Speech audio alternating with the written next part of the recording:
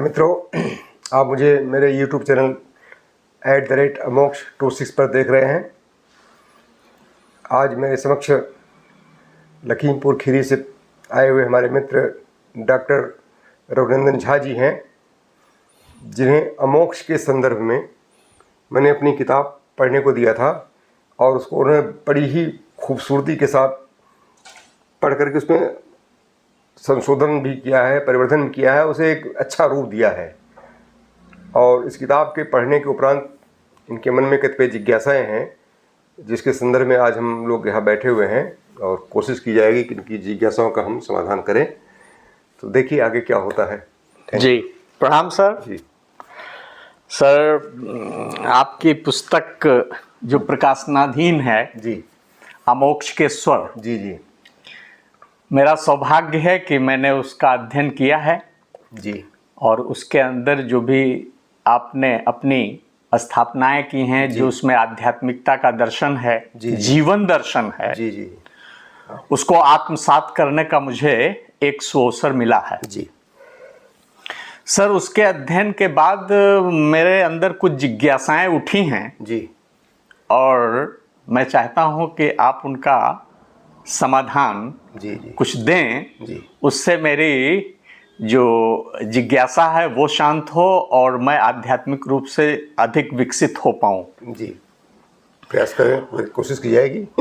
उसमें सर एक चीज मुझे आपसे ये समझनी है जी कि ये जो आपने दो चीजें स्थापित की हैं, जी एक तो नियत कर्म संपादन जी और दूसरा शरणागति की साधना, जी इन दो चीजों का आपने वर्णन किया है। जी हम अभी तक ये समझते थे कि जो शरणागति की साधना है वो नियत कर्म के संपादन के साथ चलती है, जी जी लेकिन आपने उनको अलग अलग करके उसमें वर्णित किया है। जी जी तो मैं आपसे चाहता हूं ये समझना जी कि क्या जो नियत कर्म का संपादन है जी और जो शरणागति की साधना है, जी ये अलग अलग चलती हैं, अलग अलग दिशाओं में जाती हैं और इनके परिणाम अलग होते हैं जी और मनुष्य को क्या करना चाहिए? शरणागति के दर्शन से वो साधना करे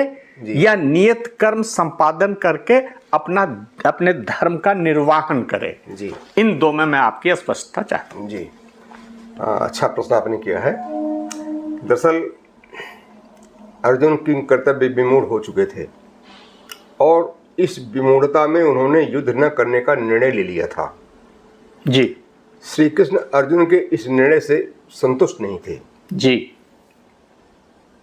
और उन्होंने अर्जुन के इस निर्णय को कायरतापूर्ण निर्णय कहा था। जी और अर्जुन ने जी अपने निर्णय के औचित्य में बहुत कुछ कहा है जी और लबोलुबाव उनके युद्ध न करने के निर्णय के पीछे क्या था कि उनके नियत कर्म यानी उनके द्वारा जो युद्ध किया जाएगा उसकी परिणाम बड़ा भयावह होगा। जी जी जी जी स्पष्ट। श्री कृष्ण ने अर्जुन को यही समझाया है जी कि तुम्हें युद्ध करना है, तुम सैनिक हो, तुम सेनापति हो, तुम राजा हो, तुम्हें युद्ध करना है। किसके खिलाफ?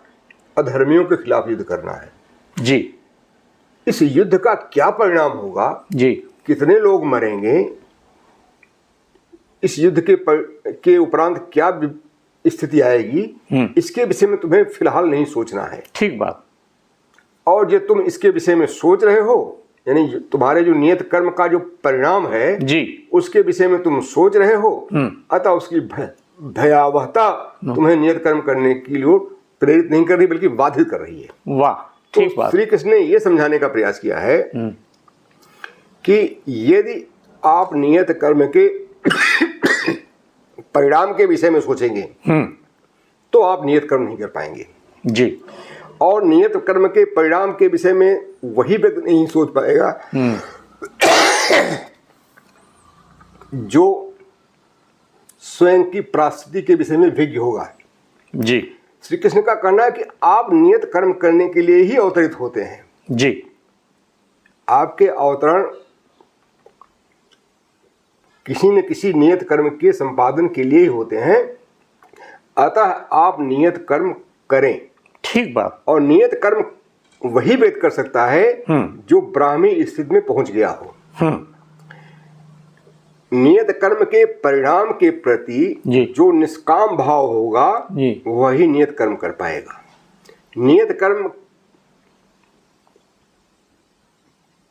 परिणाम को देखता हुआ व्यक्ति नहीं कर पाएगा। ठीक है, तो यहाँ स्पष्ट है कि जो ब्राह्मी स्थिति है, जो तात्विक स्थिति के ज्ञान की अंतिम चरम स्थिति है, वह एक अर्हता है। हम गलती यही कर बैठते हैं कि नियत कर्म को हम मुक्ति का साधन समझने लगते हैं। ठीक है। हाँ, ठीक है। शरणागति का उद्देश्य मुक्ति होता है। भगवान ने कहा है कि सर्वधर्मान परित्यज्य माम एकम शरणम व्रज अहम त्वा सर्व पापेभ्यो मोक्षयिष्यामि मा शुचः। ठीक है। यहाँ शरणागति का उद्देश्य भगवान ने बताया है कि यदि आपको पापों से मुक्ति प्राप्त करनी हो तब आप शरणागति करें। हाँ। नियत कर्म के संदर्भ में ऐसा कुछ नहीं कहा उन्होंने। नहीं कहा। तो स्पष्ट है कि शरणागति का जो उद्देश्य है वो जन्म जरा मरण की प्रक्रिया से मुक्त होना है। ठीक। और नियत कर्म का जो परिणाम है, नियत कर्म कर पाने का जो परिणाम है वो जीवन प्रक्रिया में रहना है। आप नियत कर्म करेंगे तो उसका परिणाम भुगतने करेंगे, जीवन प्रक्रिया में रहेंगे। नियत कर्म नहीं करेंगे तो उस न कर पाने का परिणाम भुगतने के लिए जीवन प्रक्रिया में रहेंगे। इसका मतलब है नियत कर्म करने वाला व्यक्ति जीवन की प्रक्रिया से मुक्त नहीं हो सकता है। और शरणागत जो होगा उसे भगवान मुक्त कर देंगे, उनका आश्वासन है। एक अंतर ये हो गया। ठीक। दूसरा है कि नियत कर्म परिणाम के प्रति निष्काम भाव रखते हुए करना होता है, कर्म करना होता है। और सर्वधर्मान परित्यज्य यानी शरणागति जो होता है वो सभी धर्मों को छोड़ करके भगवान के शरण में आना होता है। ठीक। वहां धर्मों को छोड़ा जाता है, यहाँ धर्मों का आचरण किया जाता है। ठीक बात है, बहुत सुंदर। दोनों अंतर है। शरणागति में सभी धर्मों को छोड़ा जाता है और नियत कर्म सभी धर्मों का वर्ण किया जाता है। अपने नियत कर्म का वर्ण। अच्छा, आपने नियत कर्म का वर्ण किया। सही बात, सही बात। और वहाँ सभी धर्मों में नियत कर्म भी आ जाता है। ठीक बात। यानी शरणागत के इच्छुक के लिए किसी भी प्रकार की लालसा को धारण करने की आवश्यकता नहीं है। यानी नियत कर्म ही आपको सर्व में सब कुछ शामिल हो जाता है। ऐसा नहीं कर सकते सर्व में ये कुछ व्याख्या कर सकते ना, सर्व का मतलब आप नहीं समझते भाई। सर्व का मतलब सर्व होता है। सर्व में नियत कर्म भी आता है, कर्म भी आता है। ठीक बात। यानी सब कुछ छोड़ना, ये शरणागति है। ठीक। अब यहाँ प्रश्न है कि क्या आप सब कुछ छोड़ने की स्थिति में हैं? मेरा कहना है कि नहीं है। इसीलिए शरणागत कोई साधना कर ही नहीं सकता, वो असंभव साधना है। ठीक। आप प्रश्न लगाते जाइए शरणागत क्यों नहीं चाहते हैं? इसका उत्तर आप देंगे ना, मैं परमात्मा में मिलना चाहता हूं। तो परमात्मा में मिलने की अभिलाषा तो आपके अंदर रही गई, फिर आप सर्वधर्म परित्यागी कहां हो पाए? तो सर्वधर्म परित्यागी होना संभव नहीं है। यह बात जब अर्जुन ने समझी ठीक से, भगवान ने जो अपना विराट रूप दिखाया था तो विराट रूप दिखाते हुए भगवान ने भी कहा था तुम मुझे वेदों से नहीं जान सकते, तुम मुझे ज्ञान की किसी भी कैटेगरी में नहीं पहचान सकते, मुझे कोई साधना नहीं जो तुम्हें मुझे उपलब्ध करा दे। जब कोई साधना संभव ही नहीं है तो कोई साधना संभव, तो उसमें शरणागत साधना भी तो आती है। इसका मतलब शरणागत साधना संभव नहीं है। अर्जुन को यही बिंदु खटका रहा होगा, इसलिए उन्होंने शरणागत साधना का परित्याग कर दिया कि जो संभव ही नहीं है उसके पीछे भागने की क्या औचित्य है। ये अंतर है मेरे समझ से, यही है। तो अब इन दो चीजों में नियत कर्म संपादन और शरणागत की साधना, इसमें आप नियत कर्म संपादन का वर्ण करते हैं। जी। अब मेरी शंका थोड़ी सी ये है कि जो पार्थ अर्जुन हैं वो भी नियत कर्म संपादन के चयन में सशंकित होते हैं और वो अपना मंगल पथ इस तरीके से खो देते हैं। नियत कर्म संपादन की जैसे ही कला उनसे अलग हुई वैसे ही वो अपना मंगल पथ खो देते हैं और अंधकार में चले जाते हैं। जी जी। मुझे भी जो लगता है, और ये जो सारी मानव जाति की समस्या है वो ये है कि जो नियत कर्म है जो हमारे मंगल पथ का सृजन करता है, जी जी, जो हमारे लिए श्रेय लाता है, जी जी, तो अगर उसके चयन में हमसे कहीं त्रुटि हो जाती है तो क्या हम मंगल पथ अपना खो नहीं देते हैं अर्जुन की तरह? तो आप हमें ये बताइए कि जो हमारा दैनिक जीवन है या जो इस मानव जाति की दैनिक जो उसकी क्रिया प्रणाली है, उसमें नियत कर्म के चयन में उससे कहीं त्रुटि ना हो, उसे किसी संशय का शिकार न होना पड़े और वो स्पष्टता से अपने इस नियत कर्म का चयन कर पाए और मंगल पथ तक पहुंचे। तो इसमें संशय ना हो, इसके लिए आप क्या अपनी दृष्टि रखते हैं? भगवान ने कहा है कि चातुर्वर्ण मया सिस्टम गुण कर्म विभागशः जी। तो नियत कर्म को पहचानने के लिए आपको पहल करनी पड़ेगी। जी। नियत कर्म के पीछे जो दर्शन होता है वो लोक संग्रह होता है, लोक मंगल होता है। बहुत सुंदर, अति सुंदर। नियत कर्म के विषयों में नियोक्ता उन्हीं को शामिल करता है जिससे लोक मंगल होता हो। ठीक है, ठीक है, बहुत सुंदर। अब कभी कभी दो नियत कर्मों में टकराहट होती है। ये जैसे माँ बाप की सेवा करना भी हमारे नियत कर्म में है, क्योंकि इसे मुझे परिवार ने मेरे लिए नियत कर रखा है। ठीक। समाज ने नियत कर रखा है माँ बाप की सेवा करना। हाँ। मैं सैनिक हूं, सेना पर मेरी आवश्यकता है। क्यों? क्योंकि सेना में भर्ती करने वाले हमारे नियुक्त प्राधिकारी ने हमें इसीलिए भर्ती किया है कि मुझे सेना बॉर्डर पर जाना है जब मेरी आवश्यकता पड़ेगी। ठीक बात। अब मुझे वहां से कॉल आ रहा है कि तुम्हें बॉर्डर पर रिपोर्ट करना है। जी। मेरे पिताजी यहाँ पर मृत्यु की शैया पर पड़े हुए हैं। हाँ। या मेरी पत्नी गर्भवती है। हाँ। दो स्थितियां आती हैं, तो मुझे कौन सा वर्ण करना चाहिए? ये तो यहाँ पर आपको दिस इज द थिंग आपको which I want to understand. बृहत्तर कार्य लोक मंगल, यानी ये परिवार तो आपका अपना मंगल है। हाँ।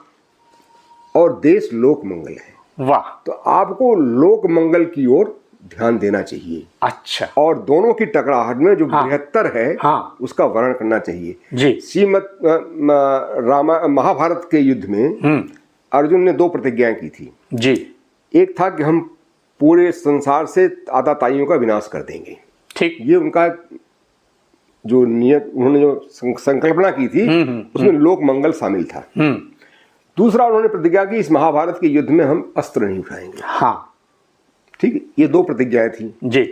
श्री कृष्ण ने युद्ध के 10वें 9 दिन तक देखा कि भीष्म पितामह के सामने अर्जुन अभी भी वो पोते ही नजर आते हैं। अर्जुन की निगाह में भीष्म पितामह अभी उनके पितामह ही हैं। ठीक है। भीष्म पितामह बैठा हुआ अर्जुन के मन में नहीं हट पाया है। या श्री कृष्ण ने इस बात को महसूस किया कि जब तक भीष्म पितामह संसार में रहेंगे, युद्ध के मैदान में रहेंगे, तब तक युद्ध जीत पाना संभव नहीं है। और जब युद्ध जीता नहीं जा सकेगा तो आताताइयों का विनाश नहीं होगा, धर्म की संस्थापना नहीं हो पाएगी। बिल्कुल सही। और इन सारे कार्यों में उनकी वह प्रतिज्ञा बाधक बन रही थी जिसमें उन्होंने कहा था कि वह शस्त्र ग्रहण नहीं करेंगे। हाँ। तो उन्होंने इस प्रतिज्ञा को तुरंत तोड़ दिया। ठीक है। उन्होंने दो नियत कर्मों में तुलना किया। हाँ। और दोनों नियत कर्मों में उन्हें अपना जो नियत कर्म, अपनी जो प्रतिज्ञा थी वह छोटी लगी और उन्होंने उसका बहिष्कार कर दिया। तो ये है आपको दो नियत कर्मों के टकराहट में लोक मंगल को ये बहुत ध्यान रखना। ये बहुत सुंदर है। ये बहुत इसीलिए भगवान ने कहा कि किम कर्मेति कभी पितृमोहिता। और आगे ये भी कहते हैं कि नियत कर्म में भी देखो कौन सा नियत कर्म है और कौन सा अकर्म है।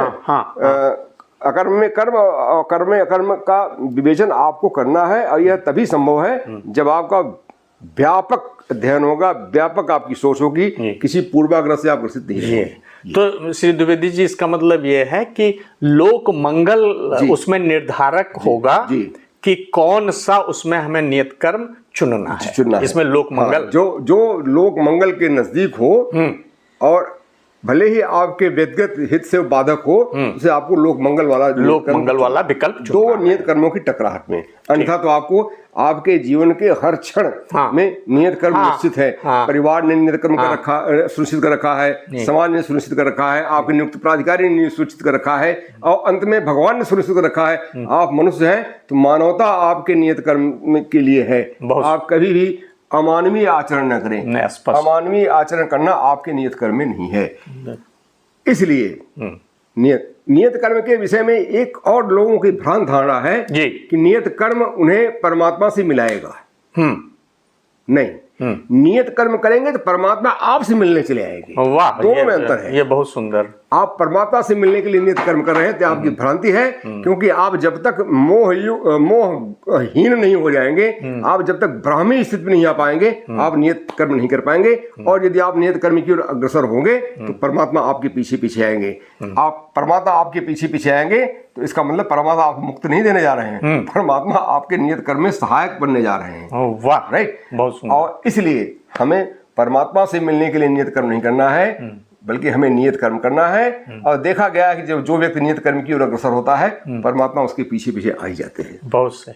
तो मेरे समझ से अति सुंदर। और कोई नहीं, बस ठीक। थैंक यू, आपने अच्छा हुआ इस बिंदु पर आपने क्लैरिटी ले ली। बहुत सुंदर, बहुत स्पष्ट। कोशिश मैंने किया है कि अपनी किताब में सभी बिंदुओं को समाहित किया जाए, इसलिए 52 लेख हमारे उसमें हैं और विभिन्न विषयों को केंद्रित करके। हाँ, कुछ रेपिटेशन जरूर हुए हैं, किंतु उनकी प्रासंगिकता है, क्योंकि यदि मैं उनको दोबारा न लिखता तो फिर पाठक को पीछे भागना पड़ता, और पाठक के पास इतना समय नहीं होता कि आपके आगे पीछे रहे। इसलिए तत्काल शंका वही समाधान, भले ही एक शंका के समाधान के लिए बार बार उसी बात को कहना पड़ा हो, तो बहरहाल इसका मुझे कोई नहीं, वो विषय स्पष्ट हुआ है। विषय स्पष्ट हुआ। मैं विषय स्पष्टीकरण के लिए ही अपने बातों को कई लेखों में अक्षरशः रखने का प्रयास किया हूँ।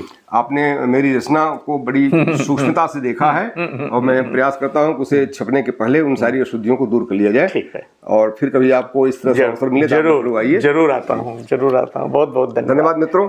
आप मेरे दूसरे वीडियो की प्रतीक्षा करें, तब तक मुझे भी विश्राम दें और स्वयं आप विश्राम करें। प्रणाम।